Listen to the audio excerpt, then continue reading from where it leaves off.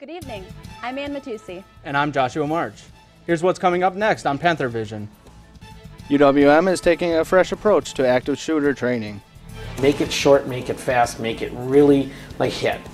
Why are there chains in front of the SA's office? We'll tell you about it. Your nose running out here, your eyes watering. If you think you're cold, imagine being this guy. You know about these girls, but did you know about these? Good. That's right, UWM has a tennis team.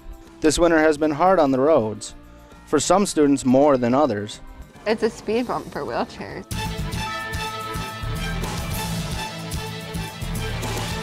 From the University of Wisconsin-Milwaukee, this is UWM PantherVision. A weekly newscast reported, written, and produced by students in the Department of Journalism and Mass Communication.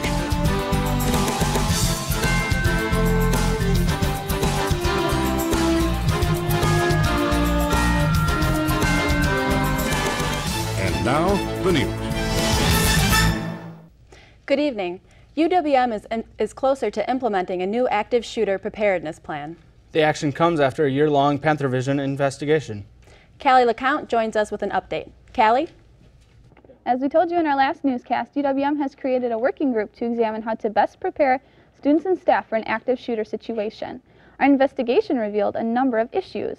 Classroom doors that can only be locked from outside, no way to make a public address announcement in all buildings simultaneously, an opt-in rather than an opt-out text alert system, no scheduled lockdown drills, and no required active shooter training for students or staff.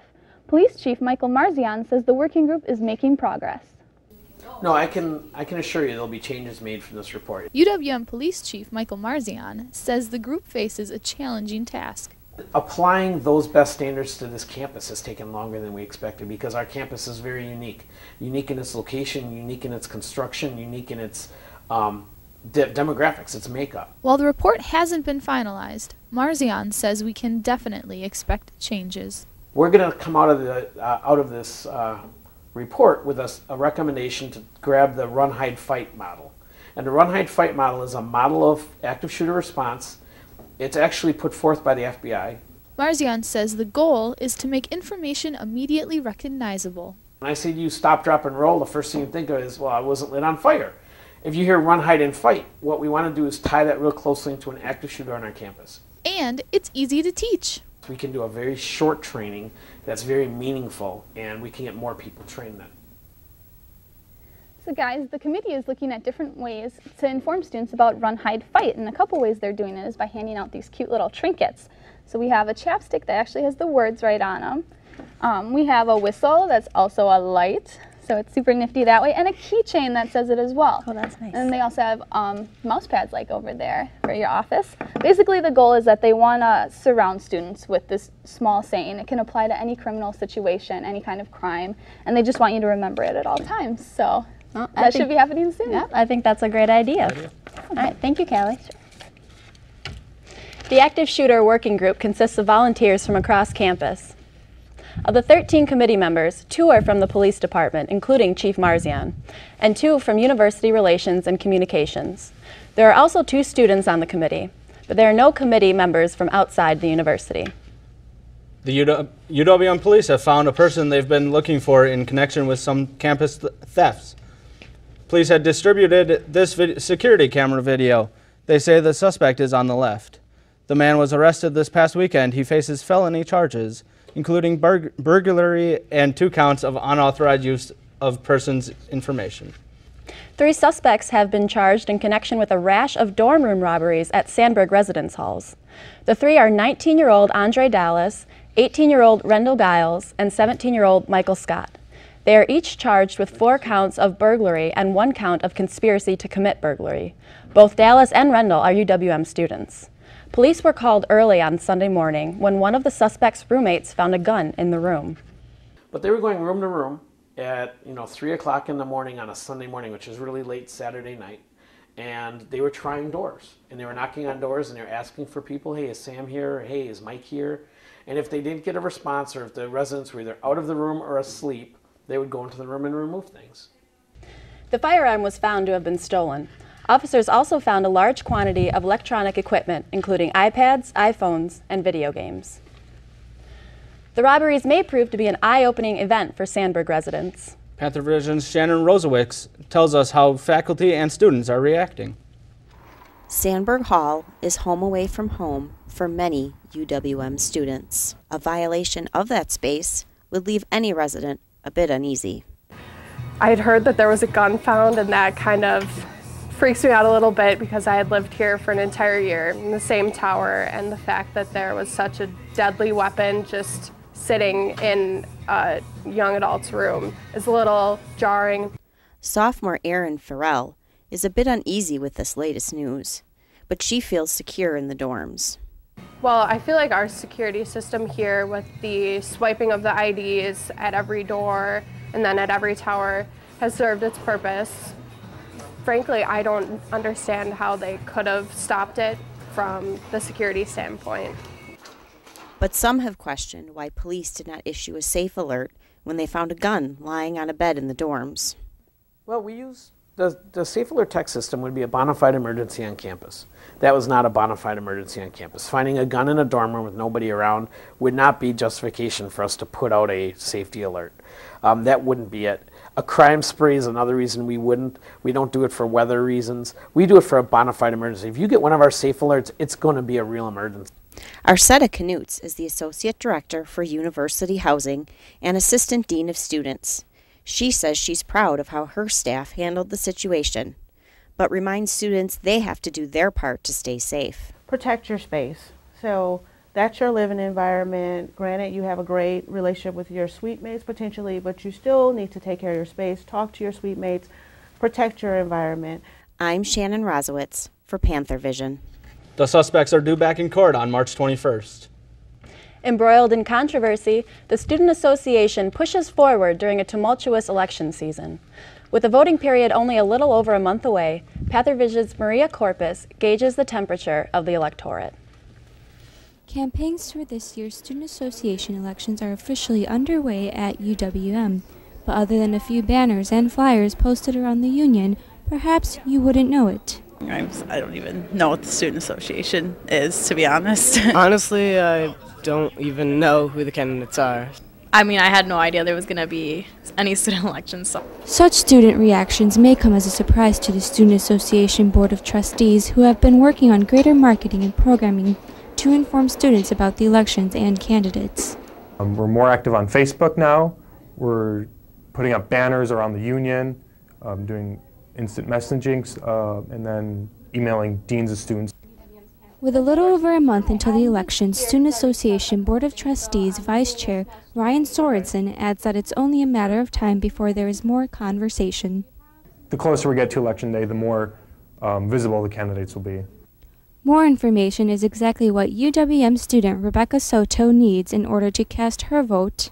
So maybe if they gave us just a little bit more information about it, then I think we'd all be aware and we'd definitely elect somebody. After last year's Student Association results were not recognized by UWM administration, a board of trustees was put in place to reform the association. With a new constitution and soon-to-be newly elected student government, the Student Association works to move onward and upward and place last year's elections in the past. In Milwaukee, I'm Maria Corpus for PantherVision. But not everyone is happy with the new Student Association. 2 former students have filed lawsuits claiming the administration infringed upon their rights as a student-operated government. Part of their argument centers on audio secretly recorded during a meeting that included the UWM Chancellor and Vice Chancellor of Student Affairs. They say the recording proves the administration colluded with the Board of Trustees and in violation of state statutes regarding student self-governance. They also take issue with a campus-wide email announcing a referendum vote on the new SA Constitution. The email tells students to, quote, vote yes now. The Chancellor signed off on the referendum even though only 301 ballots were cast out of the nearly 25,000 students. The judge in the case ended up dismissing the lawsuit. UWM is not the only university dealing with student politics issues. The president and vice president of the UW Parkside student government are facing impeachment over a number of allegations, including mishandling of the travel budget. A Waushara County man has pleaded not guilty in connection with the heroin overdose death of a University of Wisconsin Stevens Point student. The man is accused of selling heroin to Jordan Peterson. Peterson died from an overdose of the drug.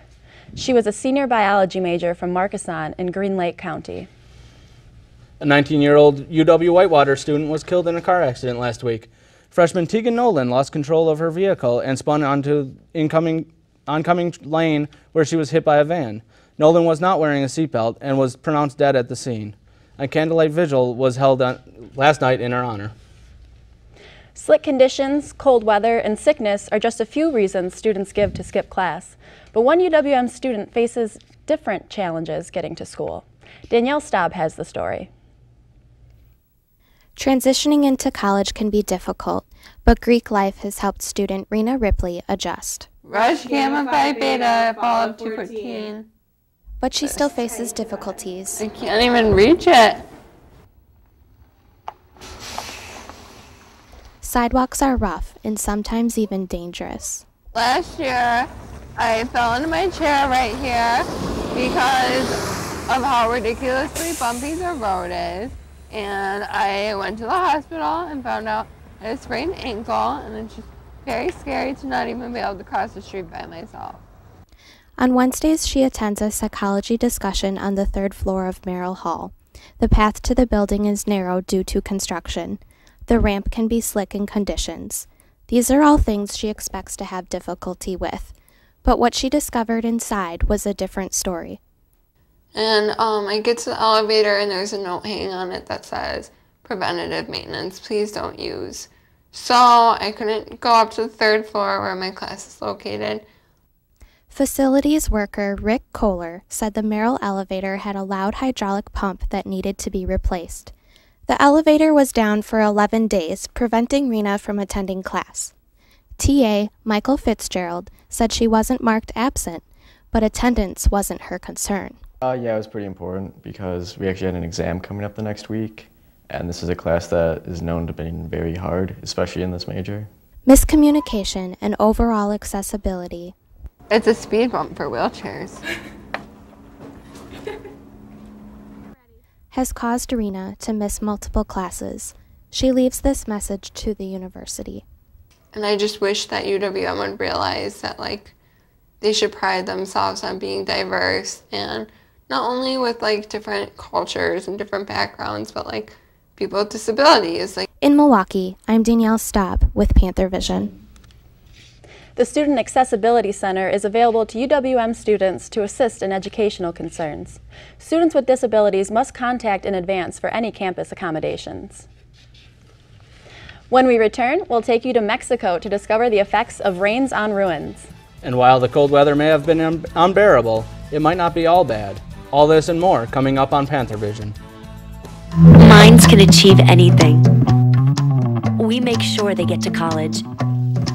Federal student aid provides more than $150 billion in grants, loans, and work-study funds to make college possible for anyone with the mind to get there. Because if given the chance, minds will do great things. Federal Student Aid, proud sponsor of the American Mind. Learn more about money for college at studentaid.gov.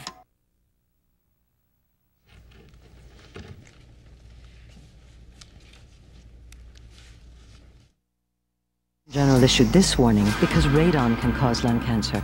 Radon is an invisible radioactive gas that seeps inside your home from underground. Protect your family. Have your home tested. Call 1-800-SOS-RADON. Radon problems can be fixed. Air pollution is seen as a threat to the planet's future. But one UWM professor has found it's a threat to the past as well. Tonight, PantherVision reporter Aaron Nordlow takes us to Mexico to study the effects of acid rain on cultural heritage.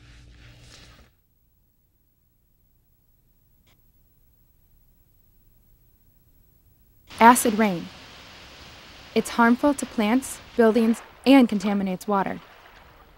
But what happens when it's destroying precious artifacts, too? Well, this one is 11. The cumulative effect of the corrosion is pretty large, especially for the very thin features like the paintings and the frescoes on the sides of the stone. 8 UWM students traveled to southern Mexico to study this issue up close. We're studying the effects of acid rain and air pollution on the ancient structures. Limestone corrodes slowly over time, so we're just studying the effects of that on these ancient civilizations. The pollution that comes out of the rain was often put into the air hundreds of miles away. So that makes it hard to ascertain the sources of the rain. The students partner with one of the only universities in Mexico studying air pollution. As it rains, we stand outside with the funnels and collect it. And then once we do that, we take pH strips to test the acidity of the rain. And then once we get all that data collected, we go to a website to try to figure out where the pollution came from. As the students found out, heavy pollution in Mexico and lack of government resources means this problem isn't going away anytime soon. These ancient civilizations, a lot of this stuff is still very prevalent in the culture here today, and it's important to kind of keep it and remember it. So the fact that it's kind of deteriorating over time, and want to kind of stop that and see how it can maybe be prevented. In Mexico, I'm Erin Nordlow for PantherVision. Next week in Ruining the Ruins, Erin will tell you how to get involved with this program. University of Wisconsin College's Chancellor Ray Cross is now president of the UW system. The UW System Board of Regents approved Cross's appointment following a nationwide search. Cross has led the UW Colleges and UW Extension since 2011. Prior to that, he served as president of Morrisville State College and president of Northwest Technical College. Cross is the UW System's 7th president, succeeding Kevin Riley, who stepped down in December. The new CEO of Microsoft is a UWM alumnus. Satya Nadella earned his master's degree in computer science from UWM in 1990 after completing his bachelor's degree in electrical engineering in India. While he was a graduate teaching assistant at a UWM, Nadella helped teach college preparatory courses to inner-city high school students. Nadella has expressed interest in possibly developing a link between UWM's School of Freshwater Sciences and the Bill and Melinda Gates Foundation's efforts in clean water research. Many students use a 2-year college as a stepping stone to admission to a 4-year program. In tonight's MATC report, Jordan Curtin looks at the possible benefits of transferring to a 4-year school. When choosing the right college, it seems that money is always a huge factor. But is it always worth it? Transfer days were held March 4th through 6th at MATC campuses. It's an opportunity for our students to visit with and interact with a number of our universities that we partner with. You could find all the big schools and even some of the ones you might not even think of. Their students check out local institutions that they can transfer their credits to. It's just a great place to meet people in today's marketplace, many of the job opportunities do require a 4-year degree. Our associate degree programs have fairly competitive salaries. Graduates earn somewhere between $45,000 and $55,000 a year. Not all of us have the luxury to pay for 4 years of school, though. It's financially easier to go here. It doesn't cost that much. It's perfect for you. A number of people who will complete very highly technical programs with us and then round out those skills with business and entrepreneurial skills from the 4-year institution. So maybe you're not always behind the curve with just an associate's degree. The moral of the story is, no matter where you do end up going to college, the education is the most important thing. Reporting for PantherVision, I'm Jordan Curtin. There are 13 4-year universities in the UW system. The deadline to submit an application for the fall semester to UW-Milwaukee, as an example, is July 1st. This year's long winter has forced students to brave the cold between classes. But how do people who have to spend all day in harsh conditions feel? Stephanie Staudinger has the story. It has been a tough few months for UWM students as they brave the snow, wind, and below-zero temperatures in order to make it to class. UWM freshman Zoe Basic has a few remedies she uses to stay warm. I double scarf it, and I have my sister's mittens. But yeah, I mean, not too much to do really, besides stay inside. Luckily, students' exposure to the cold only comes from traveling from one class to the next. My first class is all the way in the physics building, and my other class is in Merrill, so it's like 6-minute walk. But can you imagine staying outside in these bitter cold conditions? That is precisely what is expected of some UWM construction workers. Your nose running out here, your eyes watering. It's tough. Your fingers and toes are froze. You got to wear all this big clothing to stay warm, so. The 2013 to 2014 winter for Milwaukee is the 10th coldest on record, and students here saw proof of that as classes were canceled. But for the workers outside of the Kenwood Interdisciplinary Research Complex, these temperatures are part of the job description during a Wisconsin winter. This is a cold winter though. Everybody been complaining about this is the worst winter they ever had and stuff like that. Reporting from the UWM campus for PantherVision, I'm Stephanie Staudinger. This winter was the 10th coldest on record for Milwaukee. The cold weather isn't all bad news, though. It's actually helpful in some ways. For the first time since 1979, Lake Michigan is nearly entirely frozen over. Why is that good news? PantherVision's Claire Chartrand has the story. Paul Rober, the Associate Dean of UW-Milwaukee's School of Freshwater Science, says this high rate of coverage could be good news for the water levels. It means that the lake temperatures are not going to get nearly as warm as they have in the last few years, which means we probably won't see as much evaporation as we've had in the past few years. Cooler lake temperatures, along with a large amount of snow we've received this winter, will have a tremendous effect on the lake. There's a lot of snowpack, and so that's going to melt, and so even without any additional rainfall, even if it wasn't a wet spring, just from the snow melt, it should come up. The ice coverage is taking its toll on the shipping industry. So the container ships, for example, they can't carry nearly as much cargo as they could if lake levels were higher. Cargo ships have to travel with icebreaker assistance to get around the lake. Even with the aid, ships are slow going. The rising water level is good news for the lake, but Professor Rober expresses a deeper concern for the environment and how it is affecting our city. About 167 inland lakes around the world were having the same kind of behavior. So it's not unique, and it's clearly a global climate signal. And it's so amplified. You know, it's so much larger in terms of the water temperature than what you're seeing in the air. Water temperatures and evaporation levels are key indicators to the serious side effects of global warming. Rober stresses the importance of using natural gas whenever possible and will hopefully see some long-term improvements in the world's water systems. For PantherVision, I'm Claire Chartrand. Some experts say the lake level could increase as much as a foot this summer. James Ashcroft joins us with a look at our weather. Hi guys. Hey, how's it going? It's good. You know, March 10th, but I think it's safe to say spring is upon us.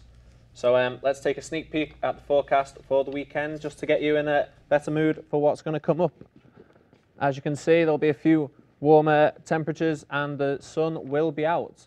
But let's go on to today. And as you can see, that there is going to be sunny, highs of 50, beautiful weather, low of 30, 10% chance of rain, but you know, I think there's enough water on the floor right now, so go out there, enjoy it, splash around in the puddles if you want. Looking forward to tonight.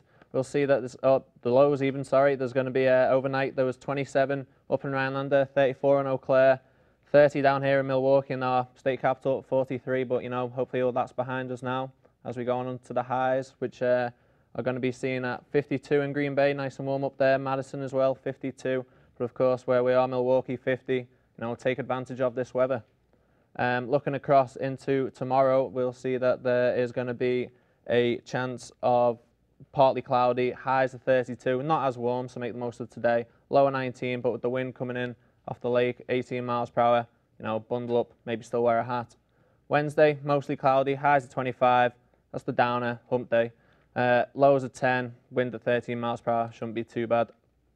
As we look forward into the rest of the weekend though, we should be able to see that, you know, sun on Thursday, showers mixed with sun on Friday and Saturday, which is going to hopefully give us a good Sunday of sun, which will lead into St. Patrick's Day, where you'll see a rainbow and hopefully a pot of gold. That sounds good, James. Thank you very much. Thanks, guys. UWM PantherVision is being honored once again. The Wisconsin Broadcasters Association held their 2014 Student Awards for Excellence earlier this month. PantherVision brought home a total of 4 awards, including Best Newscast. In fact, PantherVision took both first and second prize in the Best News category. PantherVision reporters were also honored for Best Series for our active shooter preparedness coverage, as well as Best Sports Story. PantherVision could not run smoothly without the technical direction of the students at Matteucci. But that's not all they do. MATC reporter Ben Hanser has the story. Every year, the second-year video production students at MATC develop, create, and produce a live 26-minute TV show that airs on television. You can choose whatever topic you want. It could be a late-night show, it could be a comedy show, you could use puppets.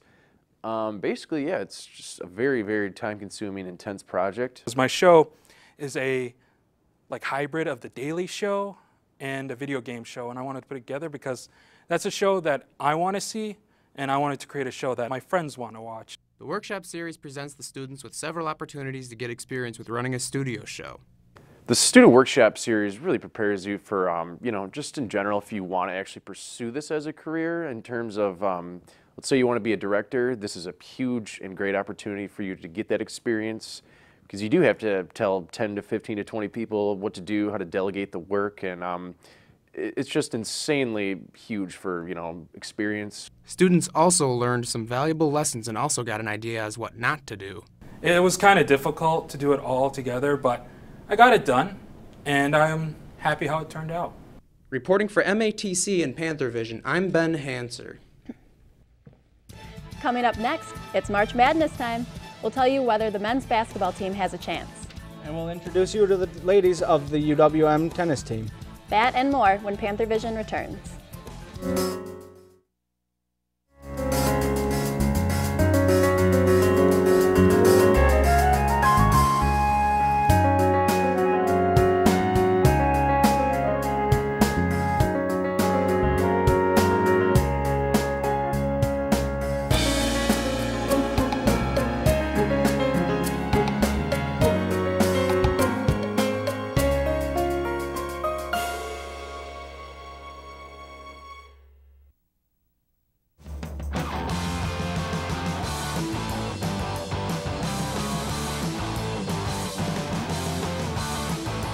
This is where powerful ideas lead to proven results.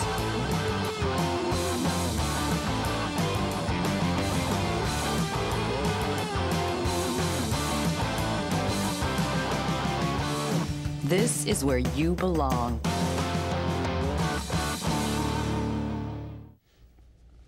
It's Horizon League tournament time. And on the line is an automatic bid to the big dance. Blair Hicks joins us for a look at how the journey to the championship is going. The Panthers are now one game away from the NCAA tournament. After beating top-seeded Green Bay on Saturday night, the Panthers are playing in the championship game on Tuesday. Panthers guard Jordan Aaron had 28 points and forward Matt Tybee added another 15 as they beat the Phoenix 73-66 in an overtime thriller. Aaron tied the game on UWM's final possession of regulation, which sent the game to overtime.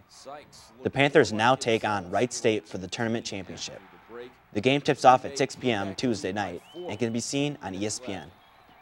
The UWM women's basketball team received the 7th seed in the Horizon League tournament. Their tournament begins tonight. They'll also play Wright State in Dayton. The UWM swimming and dive teams put on a big performance at the Horizon League championships. The women's team finished second, while the men's finished fourth. Milwaukee finished with numerous individual awards. Olympic-level prospect Emily McClellan was named Swimmer of the Meet and Athlete of the Year for the 4th consecutive year. Freshman Natalie Johnson earned Horizon League Newcomer of the Year. For the men, junior KJ Hagar won Diver of the Meet, and Coach Todd Hill was named Diving Coach of the Year. Both have won their respective awards for the 2nd straight year. UWM women's soccer team alum Sarah Hagan is making news once again. The soccer star finally got the chance to play on the United States women's national team. Hagan was called up to try out last year, and after a nerve-wracking wait, it was announced that Hagan made the team. She played her first match earlier this month against Sweden. The U.S. lost 0-1. Coming off a dominant performance against Green Bay, the UWM tennis team is hoping to use this momentum to extend their 2-game winning streak. Andrea Romero reports on a team that is mostly brand new and is hoping their new bond will help them succeed. With Horizon League play starting, the UWM women's tennis team have one thing on their minds: winning. Come out like fully competitive, fully ready. I mean, I feel like every year we want it that much more. Coach Greg Cromwell starts his first season with the team at 2-5 in all competitions, but says the team has a lot more to offer. We are 2-5, but we have a win over Drake. Our first win of the season was over Drake, first match of the season. They're a nationally ranked team now. This year, the team consists of mostly incoming freshmen, but don't let their young age fool you. They're very, very tough on the court. They don't fold in high-pressure situations. It's really nice. Having coached a winning season at Divine Savior Holy Angels High School here in Milwaukee, Cornwell sees a type of hunger in the younger players. I think this school, this program, and this team in particular, these players are just very, very tough. I know why Sean recruited them. And for freshman Diana Tokor, the upperclassmen have made the transition onto the team very easy. I get along so well with them, and they have such good personalities, and they support me. Whoever the opponent may be, the UWM women's tennis team knows that what matters most is winning the Horizon League. Good, good, good, good. In Milwaukee, I'm Andrea Romero for PantherVision. That's it for sports. Back to you, Josh and Ann. A local band is heading to a big festival this week. As Kyle Zittel reports, it's sometimes a juggling act between classes and being part of a rising local band. The sound of music flows through the home of UWM student Joe Tomczyk. Joe and his band, Paper Holland, are taking their show to the heart of Texas to the South by Southwest Festival in Austin. Yeah, we're really excited about it, and we're kind of scrambling just to figure out how to really take advantage of this, because there's so many opportunities. There's so much networking that you can do there, and that's what the whole thing is, really. South by Southwest is a huge multimedia event with crowds over 250,000 people for the 10-day extravaganza. Joe also has school to juggle with, the preparation of being on the biggest stage the band has ever been on.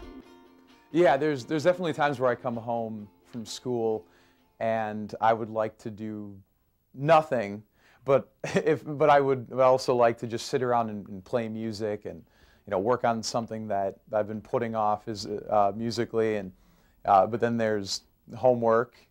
As the beat goes on for Paper Holland, the sky is the limit, and Joe hopes that it's full of diamonds, like the Beatles said it would. In Bayview, I'm Kyle Zittel for PantherVision. The South by Southwest Music Festival runs through March 16th. Thank you for tuning in for tonight's edition of PantherVision. You can watch us on Time Warner Channel 14 and AT&T UVerse Channel 99 at 5 o'clock on Wednesdays and Fridays. Have a great week.